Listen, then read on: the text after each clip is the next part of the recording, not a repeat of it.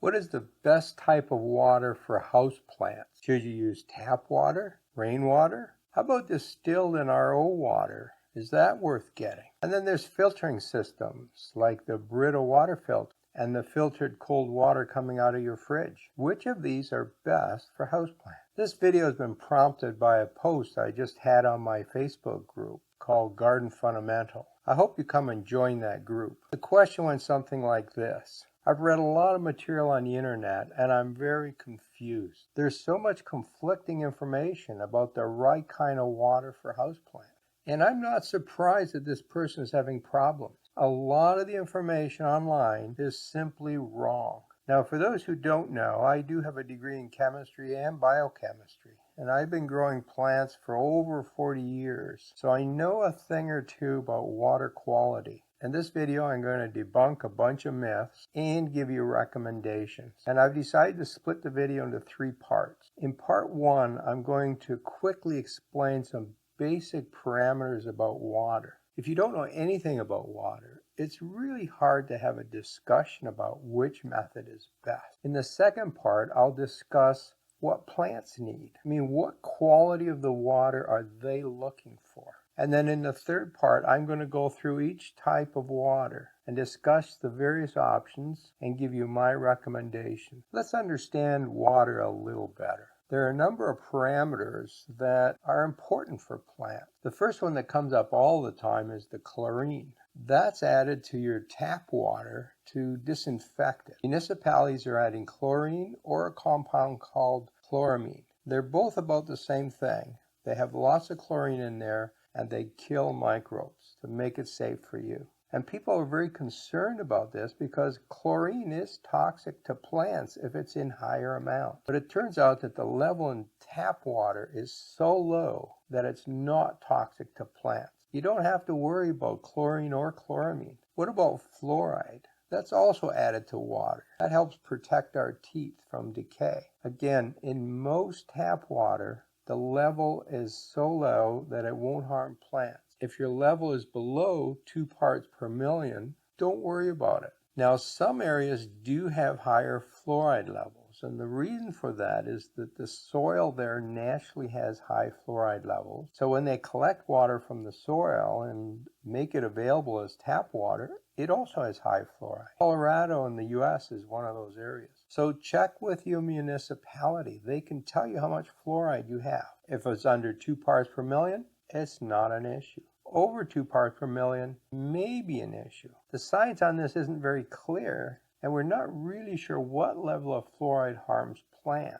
What about the pH of water? Plants prefer a pH between 5 and 7, and a lot of the water we have has a higher pH. Well, it turns out pH is not that critical, and we can use water with a pH of up to 8 without any problem on houseplants. If it's above 8, you might want to do something about it to lower it down. But for most of us, pH really isn't an issue. Sodium can also be a problem. Now, some natural water just has high levels of sodium, but that's not very common. Where we do have a problem is when we take water that's very hard and we put it through a water softener. That water softener takes the calcium and magnesium out and replaces it with sodium. And that level of sodium is too high for plants. You should not use the water out of a water softener for your plants. Now, if your house is plumbed correctly, the cold tap water at the kitchen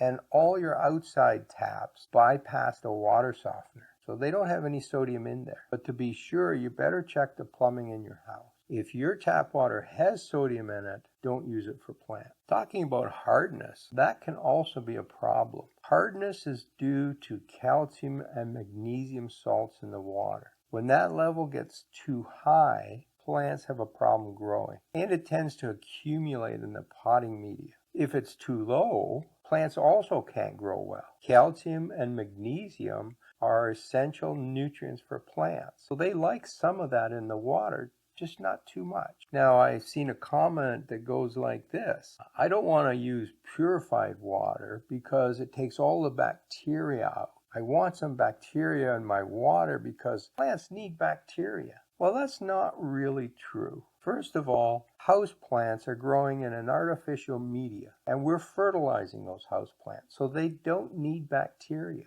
Now, bacteria may be beneficial, but they're everywhere. They're on your hands. They're in the soil in the pot. They're on the plant when you put it in the pot. They're floating around the air here and settling on the pot. Your houseplants will get lots of bacteria and microbes. Don't worry about that. People also discuss pollutants, things like heavy metals, organic pollutants, bad stuff in water. They're very concerned about this. None of that is an issue for houseplants. You can ignore that. All right, now that you know something about water, what is it that plants need? Well, plants like a pH between 5 and 7, but they'll handle pHs up to 8 or even 8.5. So pH is not really an issue. As far as alkalinity go, plants want some calcium and magnesium, and values between 20 and 100 parts per million is perfect. Now, my tap water here has numbers more like 350,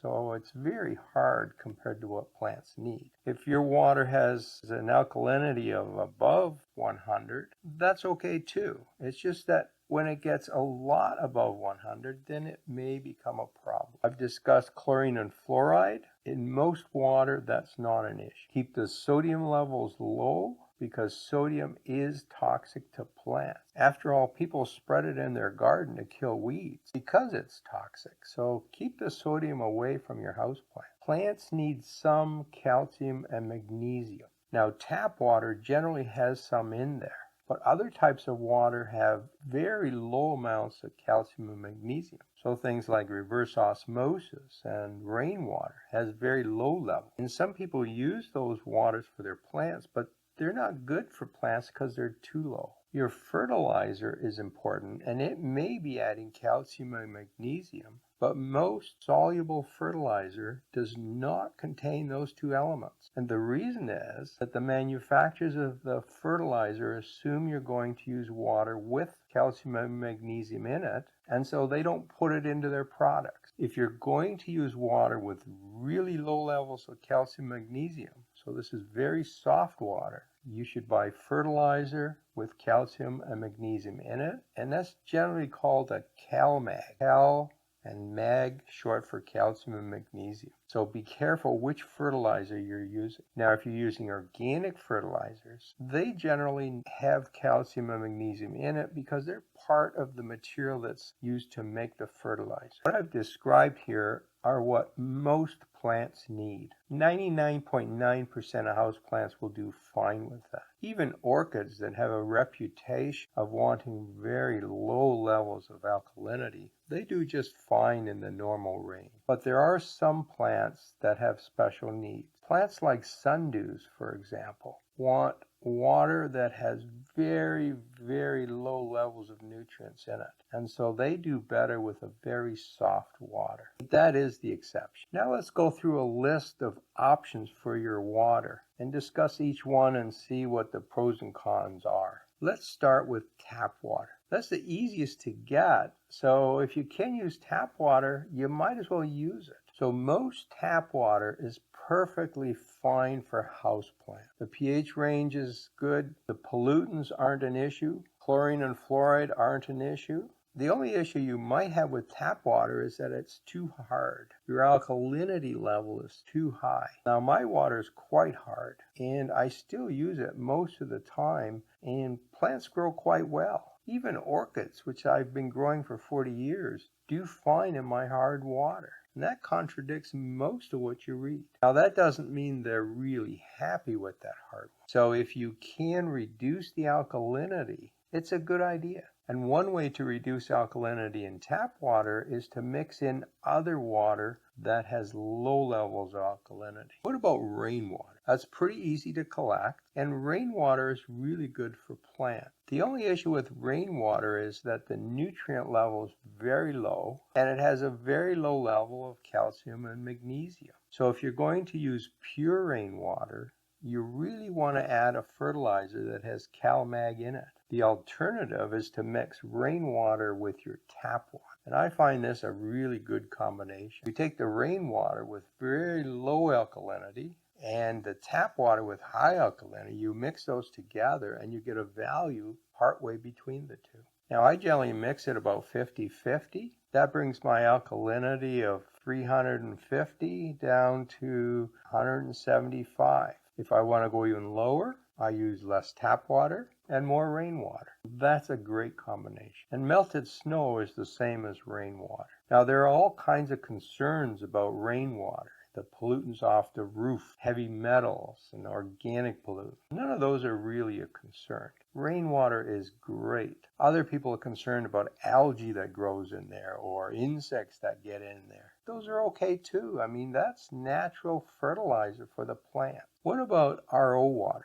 That's reverse osmosis water. And it's pretty much the same thing as distilled water. So I'm going to discuss these at the same time. This is very pure water. Almost everything has been taken out of that water. There's no calcium, no magnesium, no nutrients, no chlorine, no fluoride. Everything's gone. Now that sounds like the perfect water for houseplants. Except houseplants want those nutrients. They want CalMag. If you take a plant and put it in RO water or distilled water, you'll kill it. That water is so pure, it actually sucks the nutrients out of the roots. Now you can use these waters, but you have to make sure you add some nutrients back. You have to add a fertilizer. You have to add some calcium and magnesium, either from the fertilizer or because you're using an organic fertilizer or because you're mixing in some tap water. But don't use those waters as they are. They're actually toxic to plants. How about filtered water? Things like Brita filter or the cold water that comes out of your fridge. That usually has a filter in it as well. Well, the thing those things are usually removing is the chlorine, because that makes the water taste better to us. And it doesn't remove much else. It doesn't make the water softer. It doesn't take out the high levels of alkalinity. So that water isn't really any better than your tap water. You're just wasting money on those filters if you're using that water for houseplants. Just use the tap water.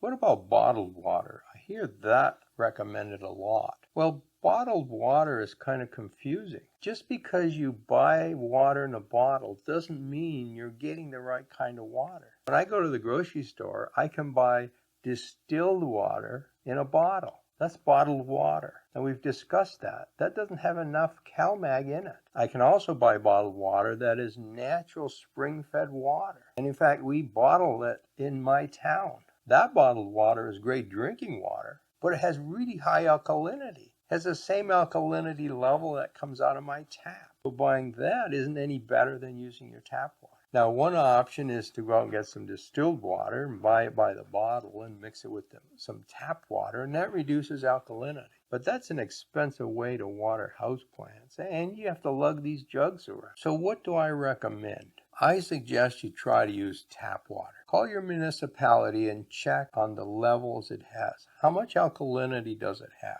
If it's over about 150, 200, it is on the high side. Your plants will do fine, but you might want to look at ways to reduce that. Rainwater is a good addition. For those people who live in cold climates, it's harder to get rainwater in the winter. So use your tap water in the winter, and then when spring comes, take your tap water and mix it 50-50 with rainwater. That's a great solution. If you're growing specialty plants and they require very soft water, well, you might want to put in an RO system or just buy the water. Unless you have a lot of those plants, you really don't need much water, so it might be easier just to buy distilled or RO waters. But remember, you still have to add some nutrients. You have to add some calcium and magnesium to that water. Personally, I think using RO water and distilled water for house plants is a waste of money and resources. They just don't need it. Now, if you have softened water in the house, so the water is going through a water softener, check the plumbing to make sure that the water you use is not going through the softener. You don't want to get that sodium into your plants.